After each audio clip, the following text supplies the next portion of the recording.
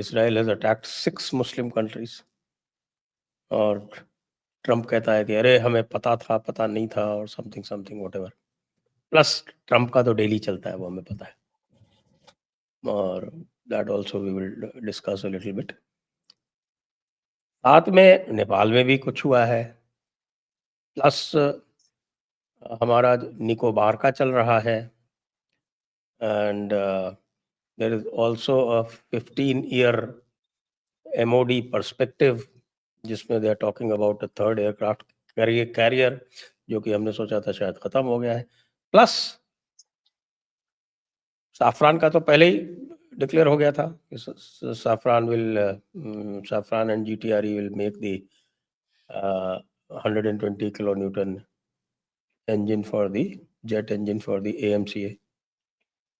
अब कल आया कि 114 रफाल्स आर थ्रू, और वो जो mandatory statement is being submitted for DPB clearance, Defense Procurement Board clearance, and then to the final clearance from the minister। और एक खबर ये भी आ रही है, ये आज की खबर है कि the Russians are inspecting the Nashik facility for production of Su-57। तो इतनी सारी चीजें हैं सर, तो where do we begin? Okay, we'll first start with a little overview, and then we'll get नजदीक चलते हैं। अगर आप देखेंगे बड़ी पिक्चर क्या है भारत के लिए, भारत का इर्द गिर्द आप नेपाल, बांग्लादेश, श्रीलंका, पाकिस्तान, अफगानिस्तान, ये हमारा और मालदीव्स भी नजदीक दायरा है। इसमें अशांति है, बदलाव है। इतने दिन हो गया तो पाकिस्तान भी खतरे में आ गया है। उसके go to the next circle, अब Thailand, Malaysia, Indonesia, Middle East, Maldives, right. इसमें देखिए ये तीसरा सर्कल है, इसमें भी अशांति है। उसके बाद चौथा सर्कल देखिए, European union, Japan, Korea, right. ये सब मुश्किल में है, तनाव में है। ताइवान, राइट, फिलीपींस, ये सब तनाव में है। और लास्ट USA और चाइना, खुद अंदरूनी हालत ठीक नहीं है इनका। और ये मैंने पूरा वर्ल्ड का एक दृश्य दे दिया, और इसके बीचों बीच भारत खड़ा है। और भारत अपना GDP ठीक चल रहा है, पॉलिटिकली स्टेबल है, हमारे सब कुछ प्रगति हो रहा है, राइट। तो इस हालत में हमारे ऊपर कुछ प्रेशर तो आएगा, क्योंकि इतना अशांति फैला हुआ है, इतना टेंशन है, इतने इंस्टेबिलिटी है, तो आएगा। तो इसके लिए हमें ये पूरा दृश्य जो आपने बताया है, ये दो तरीके से देखना चाहिए। एक, अगर हम इतना बड़ा पावर बनने जा रहे हैं, तो हमारा कैपेबिलिटीज भी बढ़ना चाहिए, और हमें हमारा सुरक्षित होने का काबिलियत भी बढ़ना चाहिए। और वो ये रफाल्स हुए हैं या एमका का इंजन हुए हैं, ये सब इसमें आता है। हमारा कैपेबिलिटी बढ़ाने में निकोबार का जो ट्रांसशिपमेंट पोर्ट है वो भी आ जाता है इसी दायरे में, राइट। और बाहर का तनाव, जैसे मैंने बताया, नेपाल हुआ या आप ट्रम्प हुआ, जो भी है, ये सब these are parts of the whole story. और दूसरी बात, हमें मैं मानता हूं, अगर दुनिया में भारत के पास दो दोस्त हैं, वो एक है ट्रम्प और दूसरा है Xi Jinping. That's an interesting way of putting things, isn't it? क्योंकि मैं शी जिनपिंग तो हमारा दोस्त है, मैं पिछले 10 साल से बोल रहा हूँ, क्योंकि वो चाइना को इतना नष्ट कर दिया कि भारत ऊपर आ गया है। अब अमेरिका को नष्ट करने के लिए ट्रम्प तुला पड़ा है।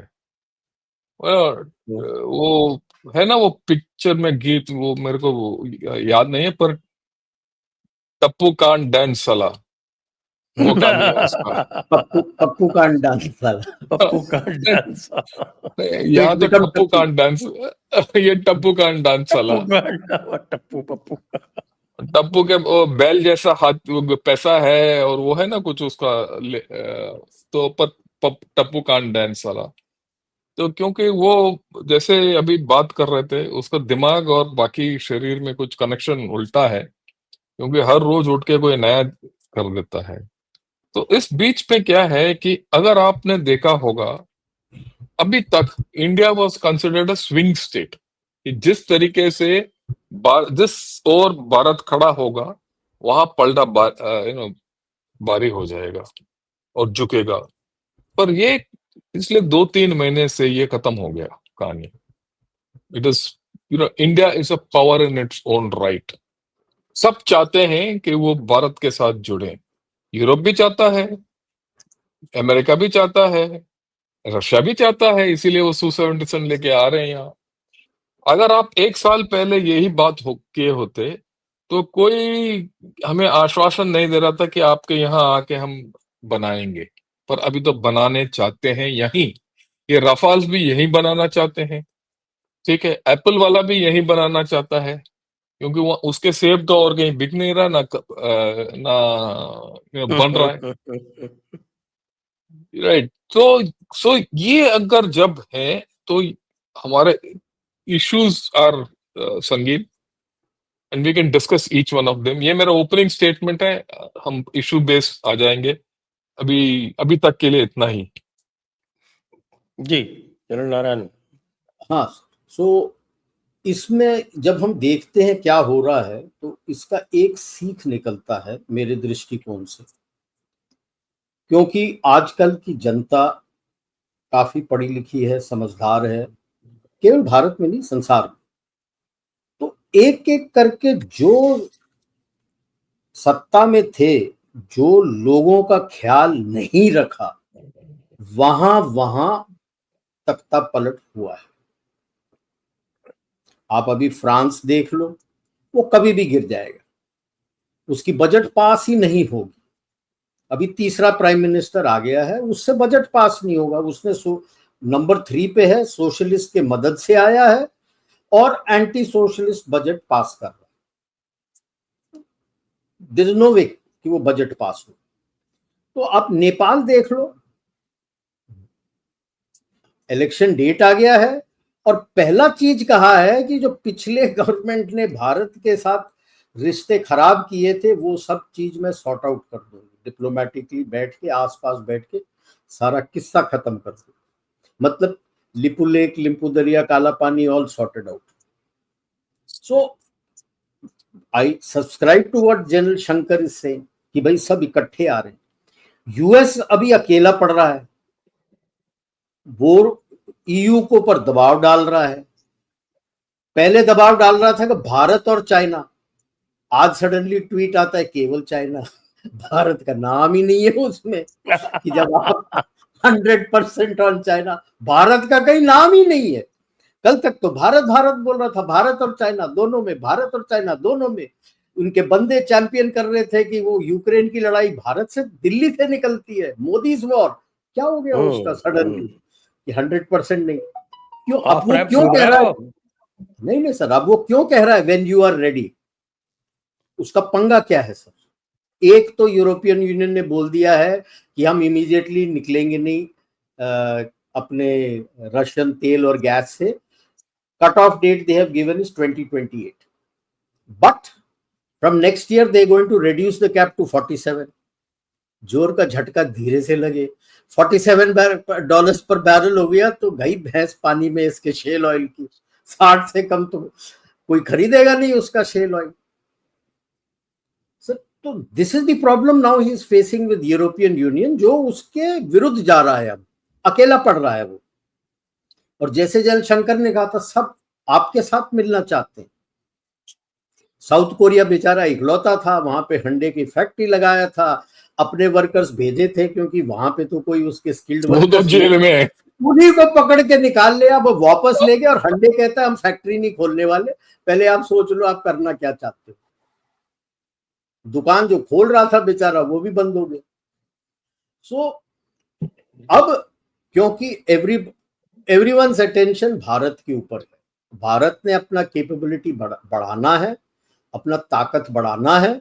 तो वहां पे आप देखते हो, एक तो ये गलाथिया का जो पोर्ट बन रहा है बहुत इंपॉर्टेंट है, वो उसका मैंने एक मैप निकलवा के रखा हुआ है, वो दिखा देंगे लोगों को तो समझ जाएंगे कि why is it become so important with reference specially to Malacca straight.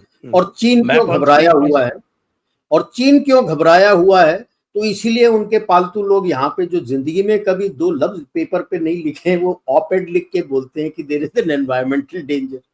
It is surprising कि नाम किसका था, जिंदगी में कभी कुछ लिखा नहीं होगा, उनके नाम पे ऑपेड आ रहा है, तो वो अलग बात है।